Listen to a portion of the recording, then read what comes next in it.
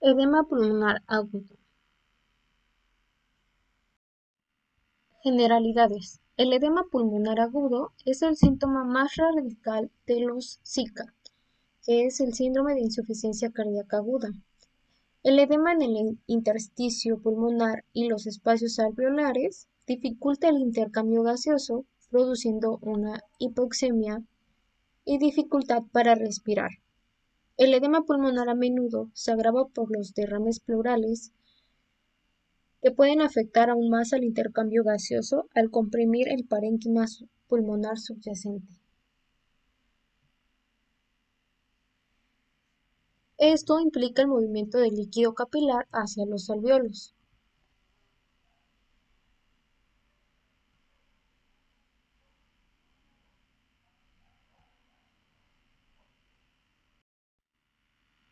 El origen de un edema pulmonar puede ser cardiogénico o no cardiogénico.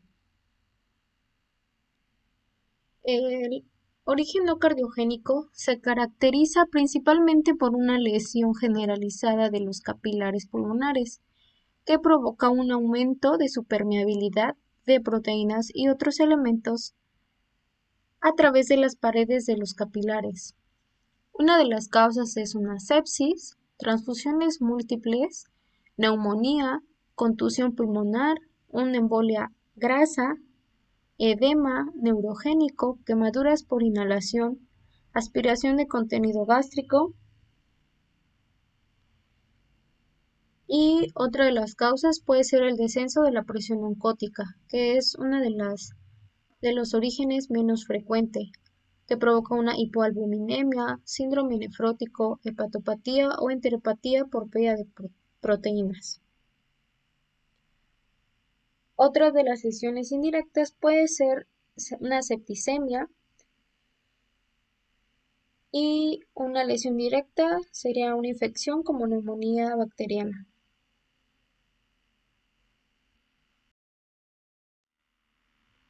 Ahora tenemos el edema pulmonar agudo de origen cardiogénico. Este ocurre por un aumento de la presión capilar secundario a una insuficiencia cardíaca izquierda. Una insuficiencia cardíaca izquierda derivada de una estenosis mitral. La causa más frecuente de una disfunción ventricular del lado izquierda son la hipertensión y el infarto agudo al miocardio. La estenosis mitral o regurgitación de las válvulas aórtica crea un nivel de flujo retrógrado en el lado izquierdo, lo que origina una ingestión pulmonar, provocando así el aumento de la presión capilar.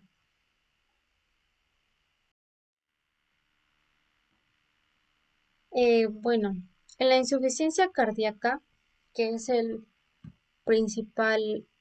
una de las principales causas, el músculo cardíaco se debilita, los ventrículos dilatados no bombean la sangre de forma efectiva o eficiente, el músculo cardíaco se pone rígido.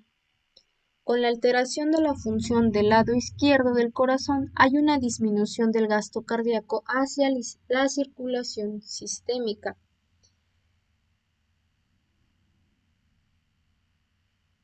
En pacientes con insuficiencia cardíaca eh, de base, es aquel que se descompensa y presenta estos síntomas exacerbados. Por eso a este tipo de insuficiencia cardíaca aguda se le llama insuficiencia cardíaca descompensada. Como sabemos, la insuficiencia cardíaca es una de las principales causas de edema pulmonar de origen cardíaco. La insuficiencia cardíaca provoca un incremento de las presiones capilares y un aumento de la presión hidrostática. En condiciones normales, las fuerzas hidrostáticas y osmóticas están prácticamente equilibradas.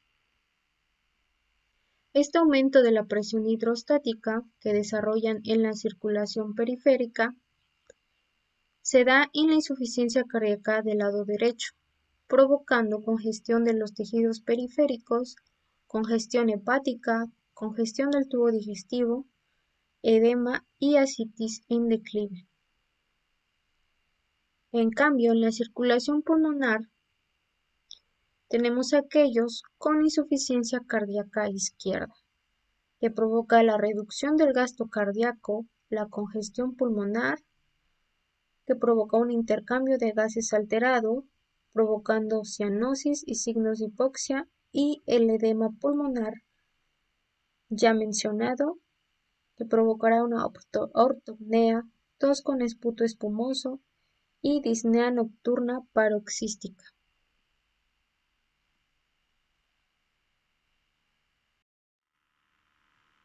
Bien, ahora hablaremos del mecanismo de los síntomas respiratorios en la insuficiencia cardíaca del lado izquierdo. La sangre se acumula en el ventrículo y aurícula izquierdos y en la circulación pulmonar, lo que provoca un aumento de la presión venosa pulmonar. De manera normal, en el intercambio normal de líquidos, los capilares pulmonares manejan una presión de filtración capilar de 10 milímetros de mercurio, que mueve el líquido afuera de los capilares hacia los pulmones o hacia los alvéolos, y es menor que la presión osmótica coloidal que trae de regreso el líquido hacia el capilar. Como vemos aquí, la presión osmótica coloidal capilar es mayor de 25 milímetros de mercurio a comparación de la presión de filtración capilar de 10 milímetros de mercurio. Sin embargo, en el desarrollo de edema pulmonar ocurre lo contrario. Cuando la presión de filtración capilar es mayor, que rebasa la presión osmótica, en este caso mayor a 25 milímetros de mercurio,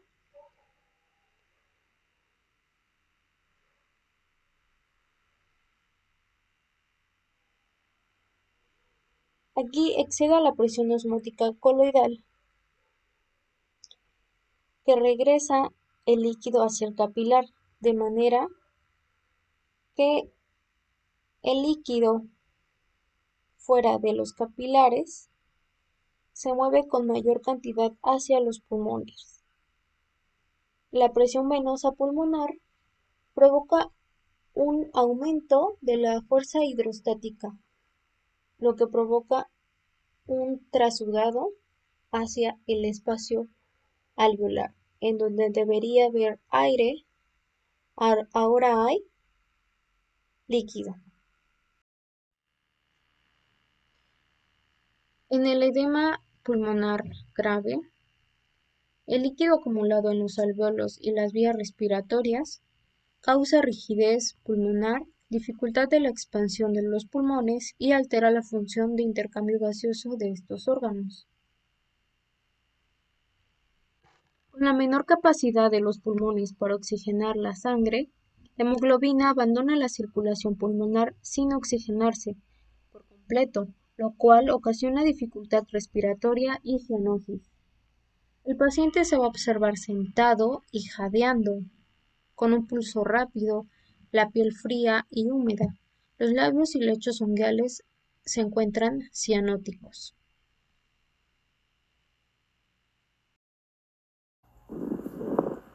También encontraremos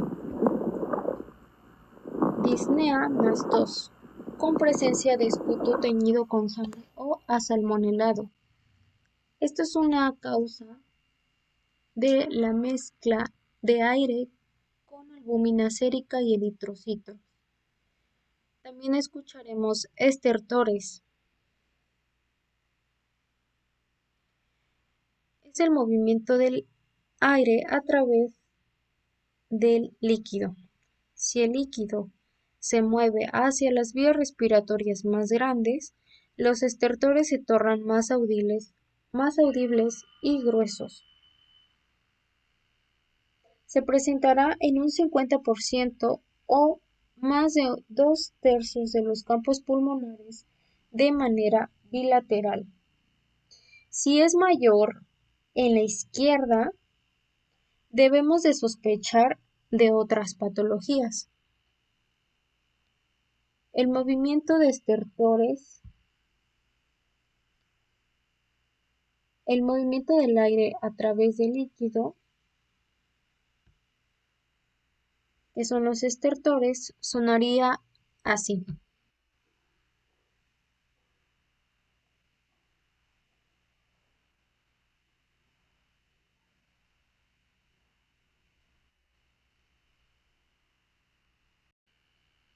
El pulmón posee una extensa red linfática que puede aumentar su flujo hasta 5 o 6 veces más cuando se encuentra con un exceso de agua en el intersticio pulmonar.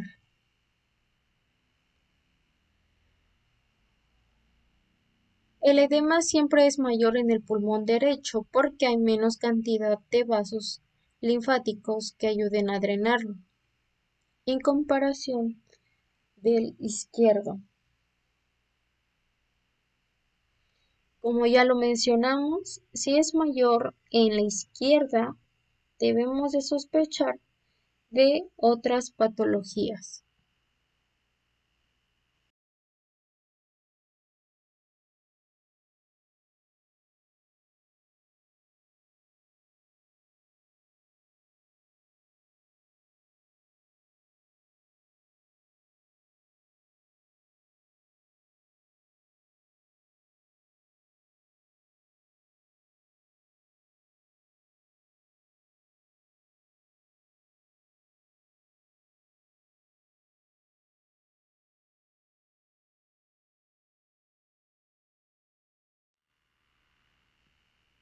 En la exploración física, al paciente lo encontraremos angustiado, inquieto, con dificultad para hablar por la intensa disnea que está presentando, estará sentado, no tolera el decúbito, la frecuencia respiratoria será superficial y por arriba de 30-40 por minuto. Lo encontraremos con la tensión arterial elevada, incluso en pacientes que no se conocían como hipertensos.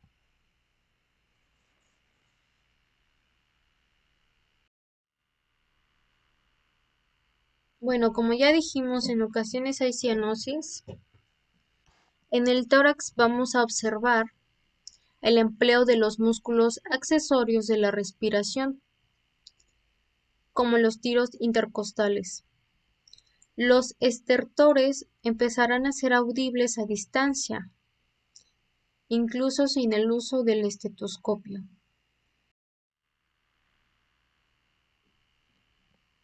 Bien, la insuficiencia ventricular izquierda es la causa más común de la disfunción ventricular del lado derecho. Si bien nos encontrábamos con una falla en la insuficiencia cardíaca izquierda, esto causará una insuficiencia cardíaca en la parte derecha, dándonos síntomas de congestión de los tejidos periféricos. Conforme la presión pulmonar aumenta debido a la congestión, puede progresar hasta provocar una insuficiencia cardíaca derecha. En consecuencia, hay una disminución en la cantidad de sangre transportada hacia la circulación pulmonar, lo que conduce a una reducción de gasto cardíaco. Si el ventrículo derecho no mueve la sangre, hay una acumulación o congestión de sangre en el sistema venoso sistémico. Un efecto importante de la insuficiencia cardíaca derecha es el desarrollo de edema periférico. Como lo mencionamos, la congestión hepática, el edema y ascitis, la congestión del tubo digestivo.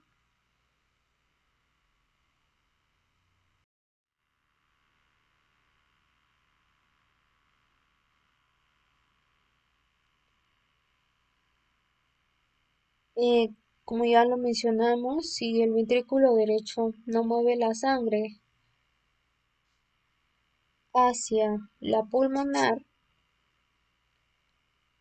provocará una acumulación o congestión de sangre en el sistema venoso sistémico. Por eso encontraremos desarrollo de edema periférico en los miembros inferiores y en otros síntomas como la ascitis.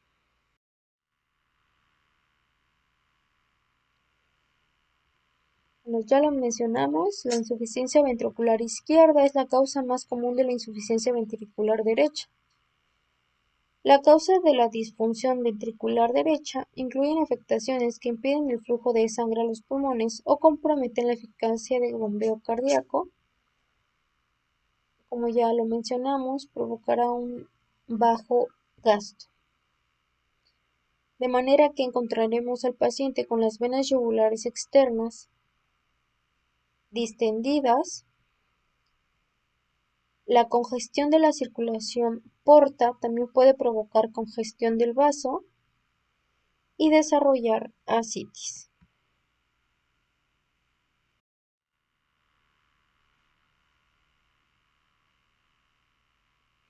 Conforme progresa la distensión venosa, la sangre se estanca en las venas hepáticas que drenan hacia la vena cava inferior y el hígado se empieza a congestionar,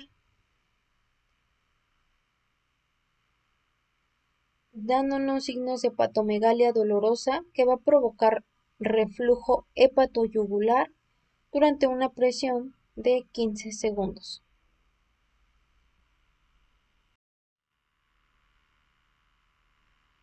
En el método de diagnóstico, principalmente el diagnóstico se hace por signos y síntomas. Recuerda que los métodos de diagnóstico solo ayudan a complementar el diagnóstico. Con ayuda del electrocardiograma nos ayuda a determinar la etiología. Como mencionamos desde un inicio, puede ser causa de un infarto agudo a miocardio. En la radiografía de tórax podemos valorar el tamaño y la forma de silueta cardíaca, así como la presencia de congestión pulmonar. En la gasometría arterial, la gasometría es indispensable cuando hay datos de congestión pulmonar que alteran la disfunción alveolo capilar y marcadores serológicos. En la radiografía de tórax corresponde al edema alveolar como una opacidad diseminada en ambos campos pulmonares. Cuando los grados de edema pulmonar son menores, se pueden observar la redistribución de flujos en los vértices, cisura interlobar, líneas de Kerley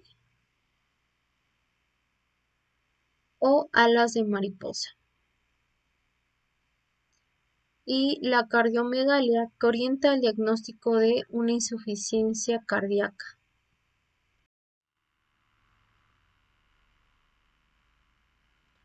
Como lo mencionamos, fundamentalmente el diagnóstico debe basarse en la historia clínica y confirmarse con radiografías de tórax.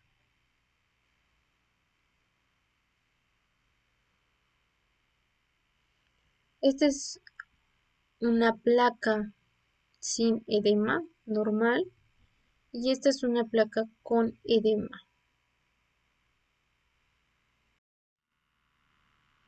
En la gasometría arterial encontraremos una alcalosis respiratoria, provocado por disminución de la concentración de iones de hidrógeno y caracterizado por un pH arterial elevado, la presión de dióxido de carbono baja y la reducción variable en el bicarbonato. debido a una hipoxemia, una hipoxia y una hipocapnia.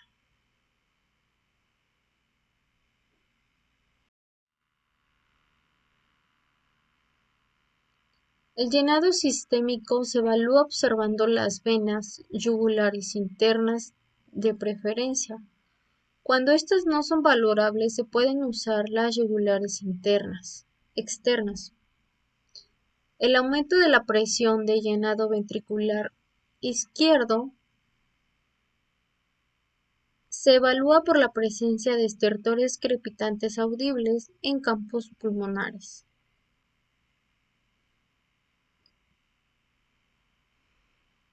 Como ven, primero encontraremos una disfunción del lado izquierdo del corazón, provocando un aumento en el flujo y disminuyendo el gasto hacia la periferia, provocando una hipoxia. Posteriormente tendremos esta disfunción causará problemas del lado del corazón derecho, provocando una insuficiencia cardíaca del lado derecho. Este aumento de presión nos llevará a un edema en la periferia, un edema sistémico. El diagnóstico. Bueno, el enfermo con insuficiencia cardíaca aguda se presenta con una amplia gama de situaciones clínicas que van de los signos y síntomas de insuficiencia cardíaca de moderada intensidad hasta los cardiópatas con edema agudo pulmonar y choque cardiogénico. Como ven, esta tabla, esta parte nos indica que el paciente está de manera normal. Aquí iría el perfil B o el segundo perfil. El edema pulmonar lo encontraremos entre el perfil B y entre el perfil L. Mientras más avance, puede producir un shock hipovolémico o un shock cardiogénico.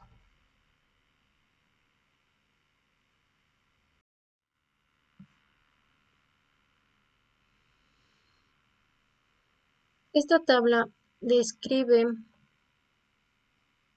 el estado clínico y hemodinámico, basándose en la hipoperfusión periférica y en la congestión pulmonar, con ayuda de los estertores audibles y radiografías.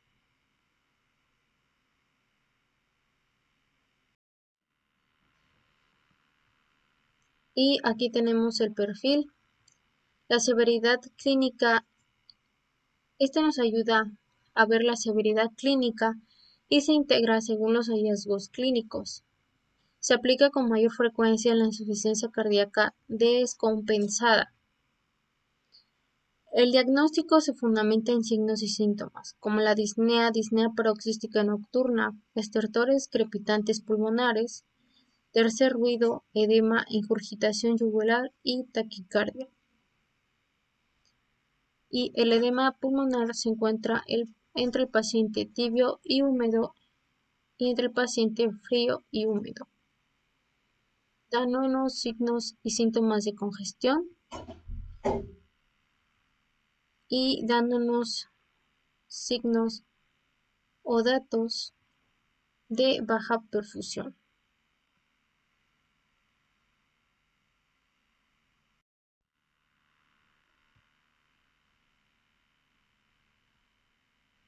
El tratamiento se basará con el perfil B. El signo más específico para hablar de una sobrecarga de volumen es la ingurgitación yugular y el reflujo hepatoyugular. Los objetivos del tratamiento con perfil B es disminuir la presión venosa capilar, mejorar la ventilación pulmonar y dar tratamiento de la enfermedad causal. Tratamiento. En el tratamiento se basa en oxígeno, nitratos intravenosos, diuréticos y a veces morfina. En pacientes con insuficiencia cardíaca a corto plazo, los ionotrópicos positivos y la ventilación asistida. En enfermedad aguda pulmonar,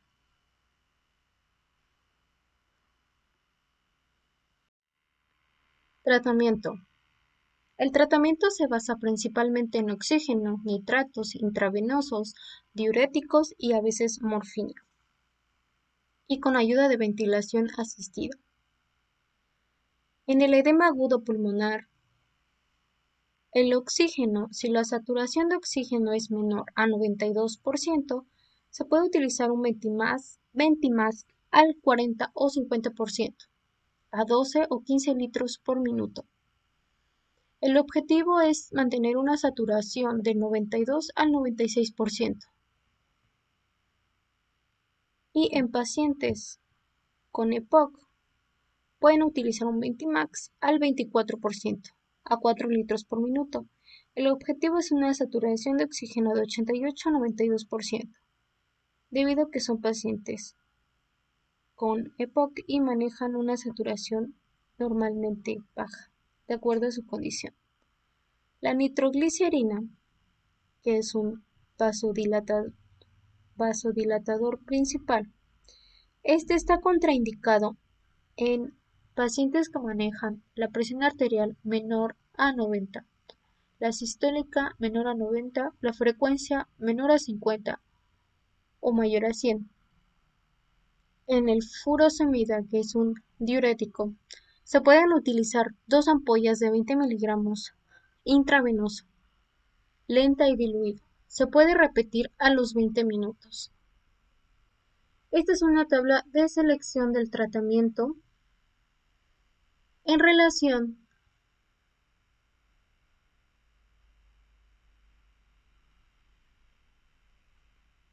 con el perfil de los signos, síntomas hemodinámicos del paciente. Si tenemos a un paciente tibio y húmedo o frío y húmedo, podemos optar por vasodilatadores.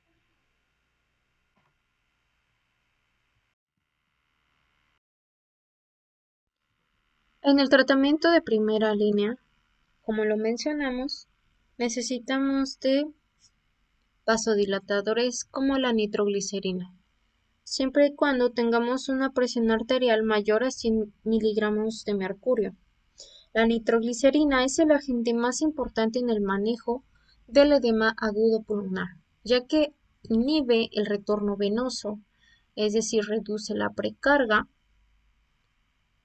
al mismo tiempo disminuye la resistencia vascular sistémica y facilita el vaciamiento cardíaco, es decir, reduce la poscarga.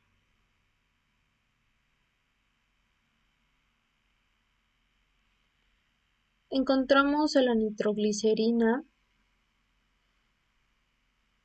en frascos de 50 miligramos o en tabletas sublinguales de 5 miligramos. Se puede realizar una dilución en una dextrosa al 5% de 250 mililitros IV en bomba de infusión. Y las tabletas son sublinguales de 5 miligramos que se pueden utilizar en caso de que el paciente no tenga un acceso venoso periférico. En el tratamiento de primera línea también encontramos al diurético como la furosemida de 20 miligramos. Esta se administra IV de 0.5 a 1 miligramo por kilogramo de peso. A los 5 minutos, este diurético causa un decremento inmediato de retorno venoso. elevando la capacitancia venosa, caída de la presión del llenado del ventrículo izquierdo y mejoría de los síntomas. Produce diuresis varios minutos después hasta alcanzar su pico de acción a los 30 minutos. Otro medicamento de primera línea es el sulfato de morfina, que lo encontramos de 2 a 8 miligramos IV, si la TA es mayor a 100 milímetros de mercurio. El sulfato de morfina reduce el retorno venoso, la precarga, y reduce la postcarga mediante vasodilatación arterial. Además tiene efecto sedante, reduce la actividad respiratoria y musculoesquelética. Como tratamiento de segunda línea de acción, encontramos al nitroprusiato de sodio, la dobutamina y la dopamina. El nitroprusiato de sodio se administra IV de 0.1 a 0.5 miligramos si la TA es mayor a 100 milímetros de mercurio. En la dobutamina de 5 a 20 miligramos IV si la TA es mayor a 100 milímetros de mercurio. Y la dopamina de 5 a 10 miligramos si la TA es de 100 milímetros de mercurio. Los pacientes a veces responden a la primera línea de acción y no requieren medidas adicionales. Se puede iniciar la segunda línea con menor urgencia que la primera. La nitroglicerina encabeza la segunda línea. Se debe adecuar la dosis en función de la respuesta hemodinámica del paciente. En el tratamiento de tercera línea encontramos a la milrinona. Podemos dar una dosis de carga de 50 microgramos por kilogramo de peso y una dosis de mantenimiento de 0.37 a 7.5 miligramos. También tenemos a la aminofilina de 3 a 5 miligramos por kilogramo de peso. Podemos administrar una dosis de mantenimiento de 0.3 a 0.5 miligramos por kilogramo de peso. Y la levosimendan es una dosis de carga de 12 microgramos por kilogramo en 10 minutos y se puede continuar con una infusión de 0.5 a 0.2 gramos. La milrinona es un potente inotrópico y vasodilatador. La aminofilina produce una broncodilatación, una venodilatación, diuresis y puede causar arritmia. La levosimendan es un calcio sensibilizante, aumenta la contractilidad ventricular sin aumento del consumo de oxígeno y también produce una vasodilatación.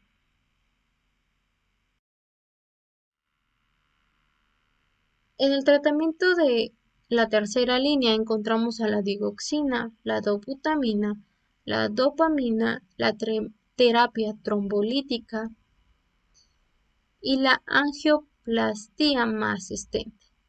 En el tratamiento quirúrgico encontramos la valvuloplastía, el bypass y hasta un trasplante cardíaco. Eso es todo, muchas gracias. Como la estenosis o regurgitación de las válvulas aórtica o mitral que se encuentra del lado izquierdo del corazón, esta crea el nivel de flujo retrógrado en el. Es una disfunción ventricular del lado izquierdo. Esta afecta el movimiento de la sangre desde la circulación pulmonar con una presión baja hacia el lado arterial con una presión elevada a la circulación sistémica. En condiciones normales, en el alveolo, las fuerzas hidrostáticas y osmóticas están prácticamente equilibradas, de modo que apenas hay movimiento neto del líquido al exterior.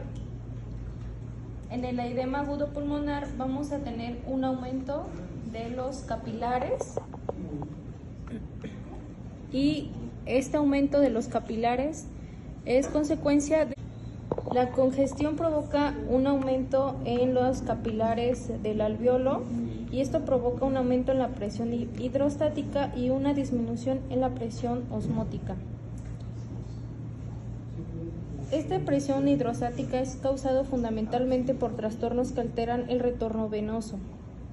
Como ya lo dijimos, la disfunción ventricular izquierda hace un flujo retrógrado, provocando la congestión y provocando la presión hidrostática de los capilares de los alvéolos, provocando así que haya